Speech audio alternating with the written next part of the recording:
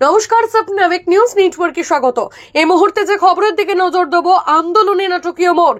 Junior চিকিৎসকদের জানানো 10 দফা দাবিকে সমর্থন জানিয়ে গণ ইস্তফা দিলেন আরজি কর মেডিকেল কলেজ হাসপাতালের সিনিয়র ডাক্তার অধ্যাপকরা।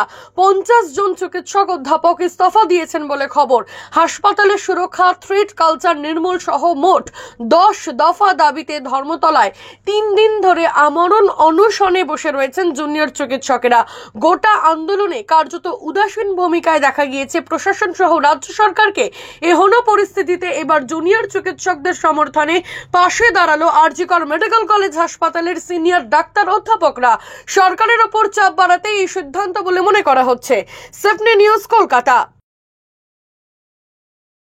নমস্কার, 7 আউইক নিউজ নেটওয়ার্কে আপনাদের স্বাগত। আরজিকর কাণ্ডের ন্যায় বিচারের দাবি সহ মোট 10 দফা দাবিতে ইতিমধ্যেই ধর্মতলায় আমরণ অনশনে বসছেন জুনিয়র ডাক্তারেরা। আর সেই আবহেই আজ সকাল 9টা থেকে রাত 9টা পর্যন্ত বিভিন্ন মেডিকেল কলেজ ও হাসপাতালে প্রতীকী অনশন কর্মসূচির ডাক দেওয়া হয় ওয়েস্ট বেঙ্গল জুনিয়র ডক্টরস ফ্রন্টের পক্ষ থেকে। পূর্ব ঘোষণা অনুযায়ী রাজ্যের অন্যান্য মেডিকেল কলেজের মতোই কোচবিহারের MJN অর্থাৎ মহারাজা জিতেন্দ্র নারায়ণ মেডিকেল কলেজ ও হাসপাতালেও চলছে সেই প্রতীকী অনশন কর্মসূচি। জুনিয়র ডাক্তারদের পাশাপাশি সিনিয়র ডাক্তার সহ নার্স ও স্বাস্থ্যকর্মীরাও অংশ নিচ্ছেন এই কর্মসূচিতে। প্রসঙ্গত, এদিন প্রতীকী অনুষ্ঠান কর্মসূচি ছাড়াও বিকেল 4:30টার সময় কলেজ স্কোয়ার থেকে ধর্মতলা পর্যন্ত এক মহা মিছিলের ডাকও দেওয়া হয়েছে। কোচবিহার থেকে দেবদাস বিশ্বাসের রিপোর্ট, 7 আউইক নিউজ নেটওয়ার্ক। নমস্কার, স্বপ্নবিক নিউজ নেটওয়ার্কে স্বাগত।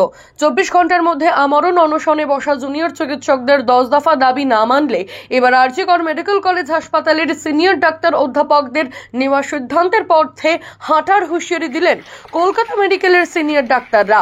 উল্লেখ্য, প্রায় 3 দিন ধরে অনশনে বসে রয়েছে ওয়েস্ট বেঙ্গল জুনিয়র ডক্টরস ফ্রন্টের 7 জন প্রতিনিধি। তাদের এই দাবির পরিপ্রেক্ষিতে এখনো সরকারের পক্ষ থেকে কোনো সাড়া না মেলায় মঙ্গলবার জুনিয়র চিকিৎসকদের সমর্থনে গণ ইস্তফা দিয়েছে আরজি কর মেডিকেল কলেজ হাসপাতালের 50 জন সিনিয়র ডাক্তার অধ্যাপক।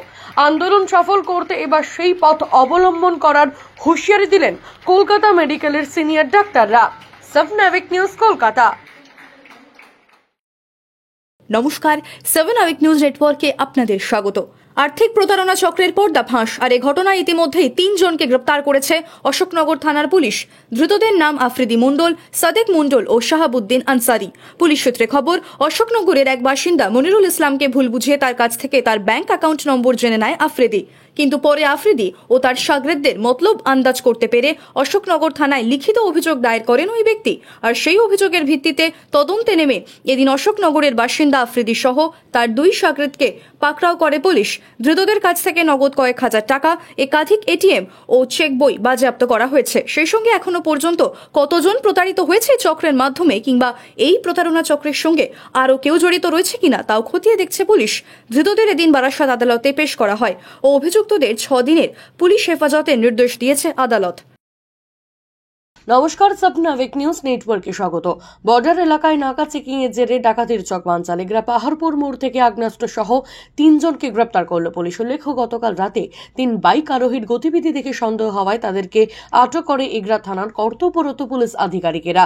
জিজ্ঞাসাবাদ শুরু করতেই কথায় অসঙ্গতি মিলায় তল্লাশি শুরু করলে তাদের কাছ থেকে উদ্ধার হয় রিভলভার সহ কয়েকটি অস্ত্র। ধৃতদের জিজ্ঞাসাবাদ করে আরও 3 জন দলের সদস্যদের খোঁজ মিলতেই মোট 6 জনকে গ্রেপ্তার করতে সক্ষম হয় পুলিশ। ডাকাতের কথা স্বীকার করে নিয়েছে তারা। মদন মাইতি, স্বপ্নবিক নিউজ, এগরা। নমস্কার, 7 আউইক নিউজ নেটওয়ার্কে আপনাদের স্বাগত। বাঙালির শ্রেষ্ঠ উৎসবের ঢাকে কাঠি পড়ে গিয়েছে। জনজোয়ারে ভাসছে শহর থেকে শহরতলির বিভিন্ন পুজো মণ্ডপগুলি। কলকাতা সহ জেলার বেশ কয়েকটি পুজোর উদ্বোধন ইতিমধ্যেই হয়ে গিয়েছে।